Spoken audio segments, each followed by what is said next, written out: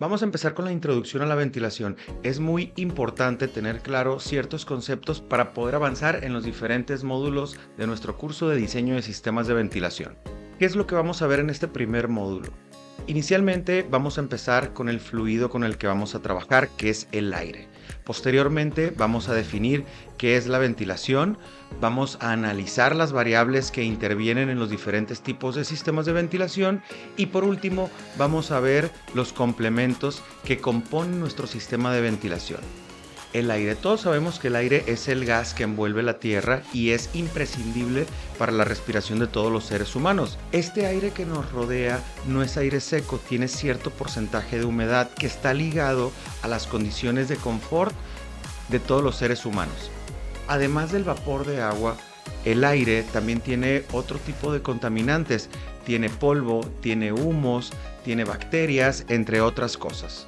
Incluso el aire tiene un peso. El aire seco a condiciones estándar, que son 0 metros sobre el nivel del mar, 20 grados centígrados, pesa 1.2 kilos sobre metro cúbico. Es decir, que si yo dibujo 1 metro por 1 metro por 1 metro, eso tiene un peso a nivel del mar de 1.2 kilos sobre metro cúbico.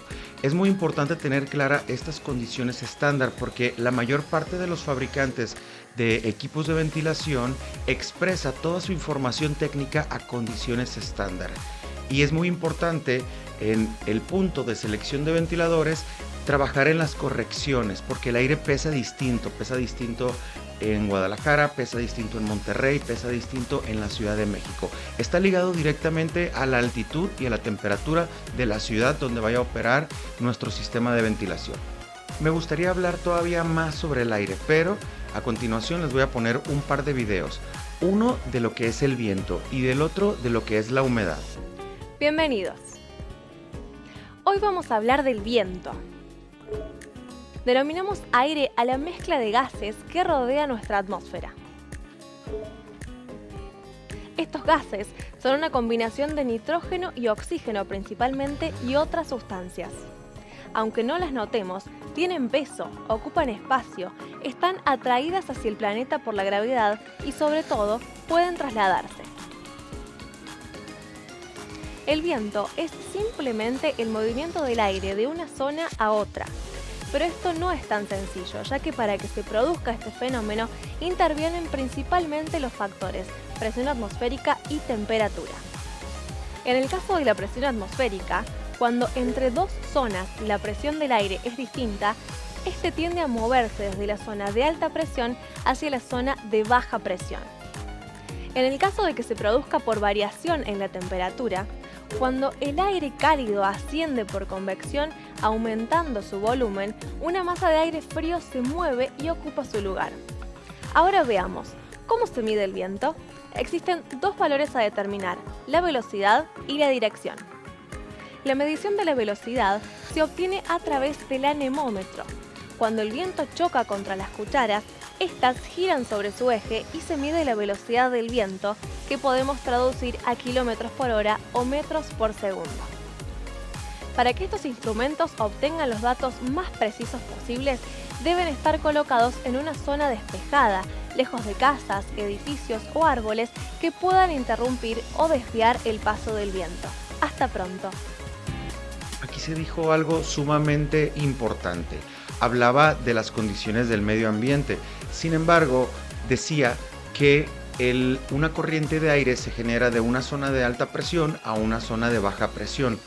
O decía que una corriente de aire se genera por diferencia de densidades, que el aire caliente sube y el aire frío baja. Nosotros en los sistemas de ventilación vamos a crear esa corriente de aire pero de forma mecánica con un ventilador. Ahora vamos a hablar de la humedad. Bienvenidos. Hoy hablaremos de la humedad. La humedad es la cantidad de vapor de agua que se encuentra en el aire. Pero para entender mejor qué es la humedad, debemos comprender cómo funciona el agua en nuestra atmósfera. Como vimos en videos anteriores, cuando un líquido pasa a estado gaseoso, llamamos a ese proceso evaporación. Cuando una sustancia se calienta, ésta se expande y aumenta su volumen adquiriendo menor densidad y tiende a subir por convección térmica. La evaporación se produce a cualquier temperatura. Siempre que haya un espacio libre encima de un líquido, se producirá evaporación. La cantidad de evaporación va a aumentar mientras mayor sea la temperatura del líquido, sin que sea necesario que entre en estado de ebullición. Pero cuando a ese líquido lo hacemos hervir, las burbujas que suben ya son de vapor de agua. Esto es evaporación por ebullición. Ese vapor de agua que ha vencido al estado líquido se mezcla con el aire de la atmósfera y es a lo que llamamos humedad. La cantidad de humedad puede variar por muchos factores, como la vegetación de la zona, la frecuencia de las lluvias, si estamos en un lugar ventoso, si hay ríos, lagos o mares cerca, entre otras variables. Al momento de medir cuánta humedad hay en el aire, existen varios tipos de mediciones posibles. La medición más utilizada que nos brindan los informes de tiempo es la humedad relativa. Esta medición se expresa con porcentajes que van desde el 0 hasta el 100, y cualquier cantidad extra de vapor que ingrese se convertirá en precipitación. La condensación se produce cuando la temperatura del estado gaseoso disminuye al entrar en contacto con una superficie de menor temperatura. ¿Cómo se mide la humedad relativa? La herramienta para medirla se llama psicrómetro. Básicamente consta de dos termómetros iguales, uno que mide la temperatura del aire seco y otro llamado termómetro húmedo, que tiene su depósito recubierto por una tela humedecida. Dependiendo de la cantidad de evaporación de la humedad de la tela, bajará o aumentará la temperatura en ese termómetro. La humedad relativa del aire se calcula a partir de la diferencia de temperatura entre ambos termómetros. Ahora vamos a responder algunas preguntas sobre circunstancias cotidianas relacionadas a la humedad. ¿Por qué los días de mucha humedad parecen más calurosos? Durante un día caluroso, nuestro cuerpo transpira. Cuando hay poca humedad, gracias al aire seco y al viento, esa transpiración se evapora refrescando la piel. Cuando la humedad es muy elevada, demora la evaporación del sudor que se encuentra sobre la piel. El sudor alcanza la temperatura del cuerpo sin evaporarse y eso nos produce la sensación de agobio. ¿Por qué transpiran las botellas cuando las sacamos de la heladera? En realidad la botella no transpira. Lo que ocurre es que cuando la humedad del ambiente entra en contacto con la superficie fría de la botella, el vapor se condensa, formando las gotas que vemos. Hasta pronto. Aquí en este video veíamos unos puntos sumamente importantes, cómo impactaba la humedad en el confort de los seres humanos.